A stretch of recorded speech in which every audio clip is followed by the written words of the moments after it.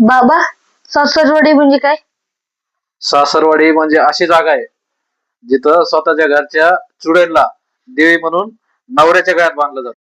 बात तो सही है. सासरवाडी अशी जागा आहे जिथं स्कॅम माणसासोबत एकदाच होतो, हं. पण त्याचे परिणाम त्याला आयुष्यभर भोगावं लागतात.